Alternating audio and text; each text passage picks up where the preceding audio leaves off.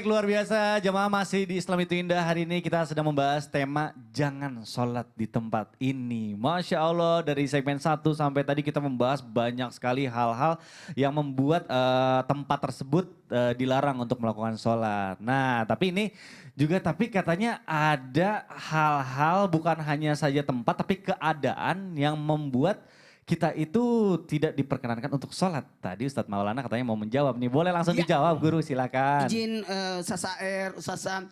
Baik, kepada semua jamaah penting harus dibahas ini. Kadangkala tanpa kita sadar, kita sholat tapi menyebabkan orang buruk sangka terhadap diri kita. Yakni sholat ketika keadaannya hanya ada satu orang yang bukan muhramnya. Jangan sampai terjadi berhalwat atau berdua-duaan antara laki-laki dan perempuan yang bisa menyebabkan terjadinya fitnah. Jadi kalau di tempat ketika dia mau salat cuma ada satu laki-laki, perempuan mau sholat di situ, mau berjamaah berdua, sebaiknya menghindari, jangan sampai terjadinya fitnah. Nah, kecuali dia cuma berduaan, cuma ada lagi yang lagi berudu, atau akan ada menyusul, kayak musola-musola kita yang ada di kantor, di Trans TV setiap lantai ada alhamdulillah ada musolanya agak alhamdulillah tiba-tiba Ustaz ikut, nah cuma berduaan dikhawatirkan terjadi fitnah. Tapi kalau tidak terjadi fitnah, itu sudah masyhur, sudah terjadi, udah biasa dan aman, itu dikategorikan aman. Tapi ingat ya, hukumnya bukan salatnya tidak sah, tapi jadinya makruh. Makruh. Jadi salatnya tetap sah, tapi dalam hukum berjamaahnya tidak masuk kategori berjamaah. Nah ini sekali lagi tidak masuk kategori berjamaah. Maka dalam hal ini harus dicamkan, dilihat dulu posisi keadaannya. Contoh gini, kalau masjidnya besar, bisa nggak? Ustaz Sam lagi salat. Kemudian di sana, kemudian ada perempuan, mumpung Ustaz Sam salat, aku jadi makmum di belakang. Mana tahu dia? Jaraknya jauh banget. Jaraknya jauh banget. Ya, kemudian kan abah-abahnya, Allahu Akbar.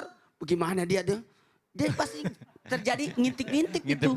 Nah, sementara posisi laki-laki terbaik adalah saf paling depan. Perempuan terbaik safnya paling belakang. Itu aja dikasih jarak seperti ini supaya tidak terjadi fitnah. Bahkan pada kategori perempuan itu harus lebih cepat keluar. Jangan sampai perempuan, mohon maaf, terlihat aurat dan sebagainya. Posisi aurat ini kan, mohon maaf, lekukannya, gerakannya, bahkan jalannya, itu hati-hati. Waduh jalannya. Gitu ya jalannya Ustaz. Contoh ya. Mungkin tadi jamaah tadi pengen menjadikan Ustadz Syam itu sebagai imam. Iya, saking pengennya. Saya tidak setuju. Nanti Jihan marah. Saya juga pengen ngomong gitu. Jangan.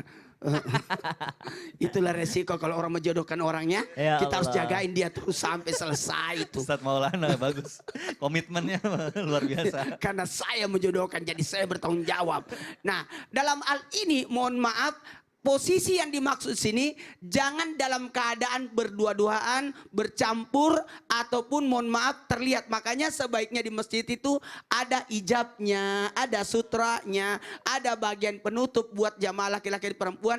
Dan alhamdulillah rabbil alamin, terima kasih banyak. Sekarang di fasilitas umum alhamdulillah dipisahkan antara khusus laki-laki dan untuk perempuan. Kenapa? Dikhawatirkan terjadinya berkumpul bercampur antara laki-laki dan perempuan. Silakan sholat aja, tapi dalam posisi yang bukan mahramnya, hati-hati. Nah, kalau di rumah masih aman. Yang ikut berjamaah adalah keluarga kita semua, jadi aman.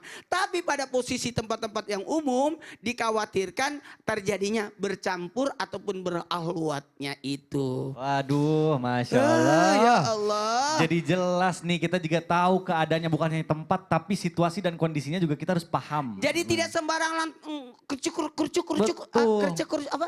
Ya kucuk langsung salat, enggak seperti itu. Kucluk kali mungkin biasanya. Waduh, Masya Allah, alhamdulillah nih dapat ilmu baru dari Ustadz Maulana jadi makin jelas. Nah, ini tapi yang paling benar mungkin dari sekian banyak tempat-tempat yang tadi dilarang, mungkin kita jadinya, wah ya mungkin solusinya tempat yang paling benar untuk melakukan sholat yaitu di masjid. Nah tapi Ustaz Syam, afwan nih, katanya di masjid juga ada tempat-tempat yang tidak diperbolehkan juga nih untuk melakukan sholat. Nah ini sebenarnya tempat seperti apa nih yang tidak boleh digunakan untuk sholat, bahkan itu ada di dalam masjid. Nah ini mohon penjelasannya nih guru nih, silakan. Baik, Bismillahirrahmanirrahim. Tabi guruku, Ustaz Maulana, Ustaz Ahmad Ridwan, Mas Mikdad, serta guru-guru kami dimuliakan Allah Subhanahu wa Ta'ala. Sekarang udah bener nih tempatnya ya. Udah bener nih di Udah masjid bener nih. nih. Tapi ada juga yang nggak boleh. Nggak di katanya. jalan, nggak di kuburan, nggak di kandang onta, nggak di rumah jagal Nggak, gitu iya. ya. Sekarang udah bener di masjid. nih. Apakah selamanya kalau udah di masjid udah bener? Nah. Ternyata ada tempat yang makruh juga. Waduh. Makruhnya ini tapi tidak mendekati yang haram. Tapi memang kalau dihindari dapat pahala. Makruhnya di sini adalah ketika tempat imam lebih tinggi daripada tempat makmum. Nah, contoh Mas Mikdad. Boleh. Contoh Mas Mikdad. Baik. Mas Mikdad imam, ya Imam, kan? Saya makmum. Ternyata Mas Mikdad itu lebih tinggi lantainya daripada lantai saya. Oh. Seakan-akan di mimbar gitu ya, Iya, seakan-akan di mimbar. iya. Nah, ternyata yang disebutkan di sini kemakruhannya kalau tidak ada uzur, nggak usah jinjit terus, Oh, kasihan iya, kasihan ceritanya. Bapak. Ceritanya lebih tinggi biar Jangan jamaah lebih ngerti tinggi. nih. Ya. Namun ternyata suatu ketika Rasulullah Shallallahu Alaihi Wasallam pernah untuk yang namanya sholat, namun naik ke atas mimbar. Oh. Jadi Rasulullah SAW pernah naik ke atas mimbar takbiratul ihram, Allahu Akbar. Allahu Maka seluruh sahabat di belakang takbiratul ihram juga. Kemudian Allahu Akbar, ruku, semua sahabat di belakang ruku juga. Sami Allahu liman hamidah, semua sahabat di belakang ikut berjamaah dengan Rasulullah SAW. Pada saat sujud, Nabi turun dari mimbar lalu sujud. Nah, setelah mau berdiri kembali, naik lagi Rasulullah SAW di atas mimbar, baru lanjut lagi sholatnya. Setelah sholat Rasulullah sampaikan, saya memberikan sholat seperti ini untuk mencontohkan kepada kalian gerakan sholatnya. Nah, jadi kalau ada uzur, contoh karena jamaah di belakang tidak dengar, nggak pakai pengeras suara misalnya. Atau jamaah di belakang ini mu'alaf semua. Betul. Jamaah di belakang mu'alaf semua. Kita masuk ke mu'alaf misalnya satu komunitas mu'alaf center semuanya mu'alaf. Baru belajar sholat. Iya. Lalu kita berjamaah dengan mereka. Kan enaknya mereka nih kalau orang-orang mu'alaf itu kalau mu'alaf masuk masjid lalu ikut sholat udah dapat jamaah juga gitu. Jadi, Betul, dia mau betul. belajar lalu dia mau melihat imamnya. Maka imam boleh di tempat yang lebih tinggi daripada makmumnya. Tapi kalau tidak ada uzur maka makruh hukumnya. Makruh. Kalau ada uzur untuk mengajar. Kemudian untuk memperlihatkan, maka ini boleh-boleh saja jikalau ada imam tempatnya lebih tinggi daripada tempatnya makmum. Tapi kalau tidak ada uzurnya, maka ini tidak diperkenankan. Itu pun tidak diperkenankannya tidak sampai yang haram. Yang tidak diperkenankannya hanya sebatas makruh. Makruh itu apa? Kalau dikerjakan ya tidak pahala, tidak berdosa juga. Tapi kalau ditinggalkan itu lebih afdal. Kalau tidak dilakukan itu adalah lebih baik bahkan dapat pahala. Kenapa? Karena mengikuti sunnah baginda Nabi Shallallahu Alaihi Wasallam. Jadi kalau imam harus rata gitu Harus ya. rata ya? Iya harus rata, tidak ada Nah, perbedaannya. Apalagi Masya Allah. sekarang udah ada pengeras suara. Betul, Jadi kita betul. juga nggak perlu ngeliatin imam gitu ya. Iya. Ya kali kita nungguin kita lama banget gitu ya. Sekarang Kita- udah ada mic yang kesini sudah ada biasanya nempel ya. mic, sudah ada pas segala macam, maka imam tidak usah di tempat yang lebih tinggi. Ini juga saran buat teman-teman yang mungkin insya Allah dikasih rezeki lebih, lalu membangun masjid, Wah, maka amin. diperhatikan tempat imamnya jangan lebih tinggi daripada tempat makmumnya. Apalagi Masya kalau tingginya sangat kelihatan.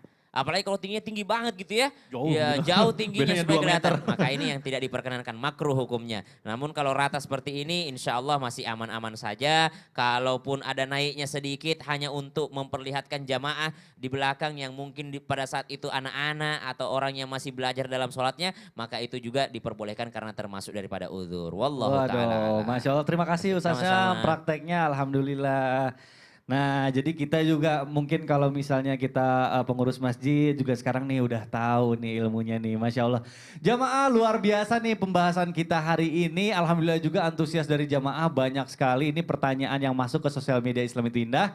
Maka dari itu sekarang kita langsung aja masuk ke segmen Tanya Dong Ustadz. Kami semua tanya dong Ustadz. Alhamdulillah langsung aja yuk kita bacain pertanyaan dari jamaah. Ini pertanyaan pertama masuk melalui Instagram dari @sahlaaida. Assalamualaikum Ustadz Ustazah. Waalaikumsalam warahmatullahi wabarakatuh. Saya mau tanya, saya seorang karyawati di salah satu pabrik Korea. Masya Allah. Saya bekerja di situ waktu istirahat siang saya cukup sedikit. Selain waktu waktu jarak musola dan kantin cukup jauh. Jadi saya sering tidak makan siang di kantin. Kalau saya makan siang di kantin sering tidak kedapatan waktu sholat. Kalau saya sholat di musola, musolanya terlalu penuh. Jadi saya suka sholat di area lain samping meja saya. Saya alaskan dengan kerdus. Nah pertanyaan saya, apakah boleh saya sholat di tempat seperti itu? Masya Allah, luar biasa, pertanyaan bagus sekali. Boleh dijawab oleh guru kita Ustadz Ahmad Ridwan, silakan guru. Duduk atau berdiri nih? Duduk Boleh aja. duduk aja, Oh, mau berdiri boleh. Baik. Ustadz, Bismillahirrahmanirrahim. Izin Bang Mikdad, Ustaz Maulana, Ustaz Syam. Inilah yang dikatakan oleh para ulama, al-ajru ala qadril masyaqqah. Apa itu? Pahala kerap disesuaikan dengan halang rintang yang menghadang. Al-jaza min jinsil amal.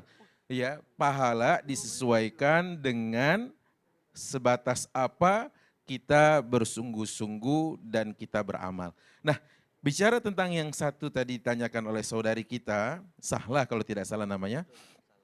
Bagaimana dengan kondisi yang seperti ini?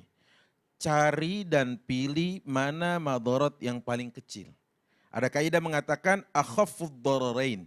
Ada madorot kalau kita datang ke sana dengan kondisi musolah yang kecil, terus jamaah yang membludak penuh, kadang-kadang kita agak sulit malah sholat di sana. Dengan kemudian kalau kita sholat di sini tadi, makan juga dapat, kemudian sholat juga terpenuhi. Dan apa yang dikatakan guru kita Ustadz Maulana tadi, dengan diberi alas terlebih dahulu untuk memastikan bahwa tidak langsung bersentuhan, sajadahkah namanya, karpetkah namanya, atau apapun namanya, agar tidak bersentuhan dengan lantai yang dimungkinkan adanya najis, ya, maka itu pilihan madorot yang paling kecil. Jadi kalau ditanya boleh nggak? Jawabannya boleh. Kenapa boleh? Karena hadis Abu Hurairah tadi, apalagi ini seorang wanita, gitu kan? Di mana hadis Rasulullah SAW mengatakan, la tamna'u ima Allahi masajidallah wa buyutuhunna khairun lahunna. Jangan kalian halang-halangi hamba-hamba Allah, kalangan wanita muslimah ini untuk meramaikan masjid-masjid Allah. Tetapi kata Rasulullah, rumah-rumah, tempat-tempat tinggal mereka lebih baik untuk mereka. Sehingga kalau tadi dipilihkan antara dua pilihan, mana nih kira-kira? Kalau melihat riwayat-riwayat tadi, kita satukan riwayat-riwayat tadi dan kondisi case di lapangan tadi, maka kita katakan kalau untuk mendapatkan kedua hal ini, yaitu ghiza ruhi, nutrisi ruhiyah yaitu sholat, dan ghiza jasadi yaitu nutrisi bagi badan yaitu makan siang, maka kita bisa melaksanakan di tempat itu. Karena kondisi seperti ini dibolehkan, ya, ditambah lagi adalah Anda atau mbaknya tadi kategorinya adalah tidak diwajibkan atau tidak ditekankan untuk datang ke masjid. Yang ketiga, kondisi di mana Anda harus memilih. Kalau pergi ke sana enggak makan dan itu juga menjadi madarat bagi badan, maka pilih yang dimudahkan oleh Allah Subhanahu wa taala. Makanya Rasulullah SAW kalau dihadapkan dengan dua pilihan nih Bang Mikdad, Ya, maka Ustaz. Rasulullah memilih yang paling mudah. Masya. Selagi malam yakun isman, selagi itu tidak dalam kategori dosa. Ini dosa enggak sholat di samping lain tadi? Insya Allah enggak. Bahkan dia mengingat Allah dalam keadaan seperti itu. Betul. Apalagi ya mungkin tadi aturan kerjanya ya tidak seperti di negeri kita sendiri. Betul. Misalkan ya, di mana waktu sholat, waktu isoman lah ya, istirahat sholat makan lebih panjang dengan apa yang sekarang saudari kita hadapi di sana. Nah karenanya agama ini mudah. Yuridullahu bikumul yusra wala yuridu bikumul usra. Allah menghendaki kemudahan dan Allah tidak ingin kesulitan. Maka fattaqullaha mastata'tum. Apa itu? Bertakwalah kepada Allah semampu kita. Apa arti semampu kita? Semampu kita artinya kita tunaikan dulu, kita upayakan dulu, kita usahakan dulu. Adapun nanti ternyata sebatas itu kemampuan kita, itu berlaku ayat tadi untuk kita. Fattaqullaha mastata'tum. Saya dan guru-guru di sini malah menaruh salut kepada Mbak Sahlah. Kenapa? Karena dalam kondisi seperti itu ya Ustadz, Betul. masih mengingat Allah Subhanahu wa Luar taala. biasa ya. Tahu bahwa rizki itu sumbernya dari Allah, tidak mau berjauh-jauhan dengan pemberi rizki. Allah Jalla wa ala.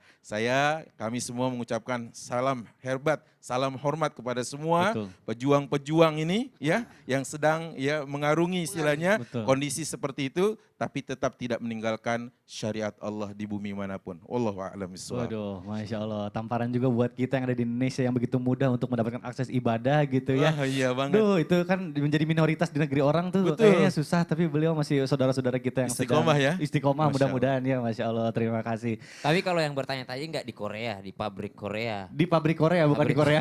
Karena ada musola. Oh, Oh, gitu ya. Oh gitu ya. Saya Iya. salah baca, saya kira di Korea. Nah itu kurang. Biasanya Oh. itu di Sukabumi biasanya. Ada ya, oh saya Iya. kira di Korea tadi Oh, ya, gitu. kesalahan saya tadi ya. Mohon maaf. Jadi Tapi kalau di dekat-dekat tempat mejanya sholat gak masalah. Iya, Yang iya, iya. penting jangan ngalangi orang lewat. nah itu, kalau misalnya itu tempat umum akses utama untuk di lobi gitu, itu yang nggak boleh. Aduh, Masya Allah. Boleh gak salat di dalam lift? Aduh, kayaknya Nggak boleh ngalangin lah. orang. Nah itu pertanyaan bagus juga tuh. Baik, mewakili pertanyaan saya. Baik jamaah, Masya Allah ini karena masih banyak sebenarnya pertanyaan yang masuk ke sosial media Islam itu indah. Makanya nih insya Allah nanti setelah ini kita akan memberikan kesempatan lagi untuk jamaah bertanya dan insya Allah akan dijawab oleh guru-guru kita. Jadi tetap di Islam itu indah, jamaah oh jamaah. Alhamdulillah. Alhamdulillah. Subhanallah.